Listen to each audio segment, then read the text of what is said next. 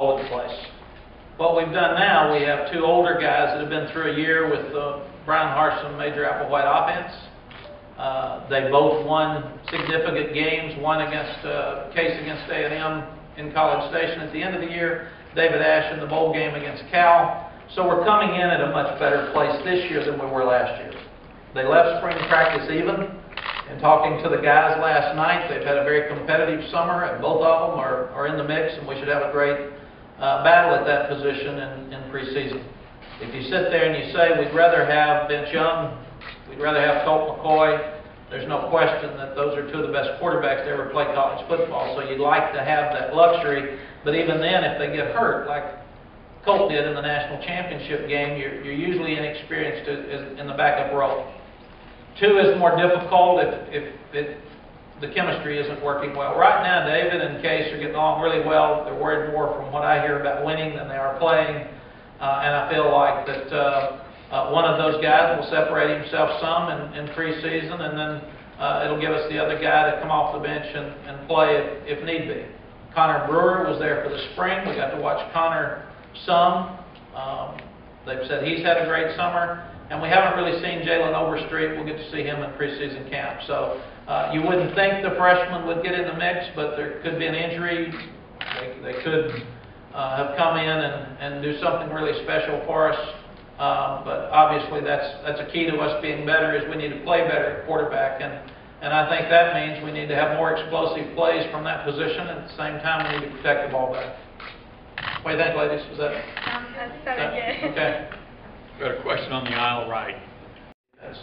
So the question mark will be, who will be the guy to step up and take the leadership role that Keaston had in the front? You figure Alex Oakford and Jackson Jeff Cope will be right there. Linebacker, the oldest one and the most experienced one, is Jordan Hicks, and he's played in some big ball games and played very well for us. He needs to stay healthy, and he needs to be the leader in the middle of that defense and kind of captain the defense for us. And I think he understands that role, and that's one of the reasons he's here today. We got a question all the way in the back corner right. Mack, Kevin Flaherty, Fox Sports. Can you talk? Way in the back.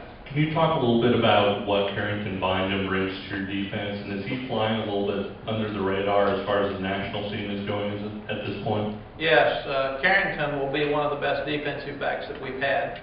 He's smart. He's in great condition. He's very confident. He doesn't say a whole lot, and that probably has hurt him some on the national scene.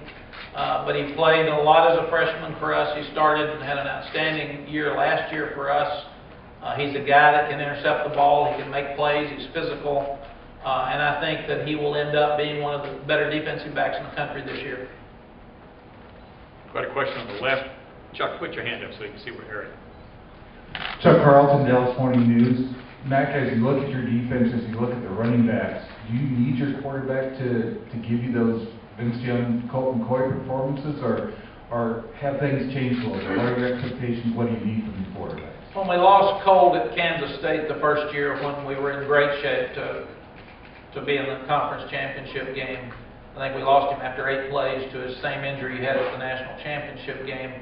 Cost us a chance to play for the championship that year. At the national championship game, the 5th play of the game, same injury, very similar, down on the goal line, puts him out for the ball game. So you go back and look at our BCS games, we haven't run the ball as well as we needed to in those games. I thought Colt was so good and so accurate that we became a softer offensive football team from a running standpoint. We were throwing the ball on 3rd and 4, and I wanted to bring the toughness back, because also in those BCS games, we didn't stop the run very well against Alabama. We didn't stop the run very well against Ohio State. We didn't stop the run very well against USC. So I want us to get so we are a more physical football team from top to bottom. And I also don't want to have it where the success of our football team is totally on one person's shoulders, for him to have a great day, not a good day, or for him to be healthy. And to do that, we've got to get better around the 2 quarterbacks. So we'd still like to have those plays out of our quarterback like we had with Vince and Colt, but we'd like to be in a position where if one of them isn't able to play that day, that we can still have the same success as an offensive team. Between David and Case. I've got 37 years that says, John, it'll probably happen one way or the other, and usually the players will choose them for you. If not, you bring in key players and ask what they think. But usually somebody will tweak an ankle, or somebody will have a sore shoulder, and it may not be just by performance that it separates. And if it doesn't separate, you choose one to start the game. If he doesn't play well, you put the other one in. And I remember one year that Coach Taff at Baylor was running quarterbacks in every play and had a really good team. I remember he would run them in every play and then put a different one in on the goal line short yardage package. So it is what it is, and I think what we've got to do is maximize their abilities to run our football team by utilizing both of them at this time. The fact of a need for some increased physicality. I'm curious, the arrival of two JUCO kids, Hawkins and Moore, what that's going to help out immediately. Bo Davis and Stacy Searles came in from Alabama and Georgia. Bo coaches our defensive line, and Stacy coaches our offensive line. Both of them had relationships with these young men and with their coaches in junior college. And we feel like right now it is working for both of them. They both had a good semester academically. From what it sounds, they both had very good summers, and both of them will either start or get significant playing time. Question? You mentioned the running game and how you wanted to see a little bit more toughness there. How would you define toughness, and how does that contribute to the team's identity? I think toughness on offense is the ability to move the ball either by throwing it or running it, and therefore confidence. And especially, we did not play well in the red zone last year. You better be tough on short yardage and goal line. You better be tough in the red zone. And you can't just throw it all the time and be successful. The knock against the, quote, throwing teams for years has been that the field shrinks as you get closer to that goal line. It's harder to score without being able to run. So that's one element. The other thing is being able to stop our defense, stop the other team's rushing game and making that team one-dimensional. Because it's hard to win if you're one-dimensional. And we always felt like, even with Mike Leach's teams, if we took away the screen game and the draw game, we had a chance to win the game. If you allowed him to run the ball and throw the screens, and you had to plant your feet and stop that element of the game, he was going to beat you behind you and beat you deep. So trying to be tough enough to make a team one-dimensional. The other thing is, we go back to the biggest difference in football games is turnover ratio, and you need the big hits.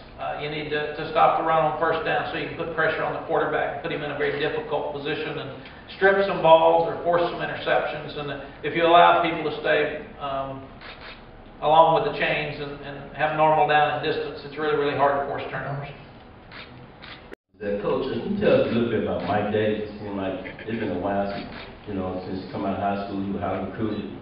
Freshman year was okay. Sophomore year, he kind of went a little flunk. Can you let us know what y'all on the progression to get him going? Yes, Mike had an outstanding freshman year till he hurt his knee. And we thought he was on target to be one of the great players that we've had at Texas at wide receiver. And last year, he had a lot of personal things pop up. And it just didn't work as well for him. It's harder for receivers when you're playing 4 quarterbacks. It's harder for them to feel the guy. It's harder for them to get the chemistry with the guy. That's one thing we're working to find out right now. But Mike had a good spring. He's getting his confidence back. He's blocking better. His relationship is good with Darryl White, our new receiver coach. So we really need Mike to step up and have a great year, and we feel like he will.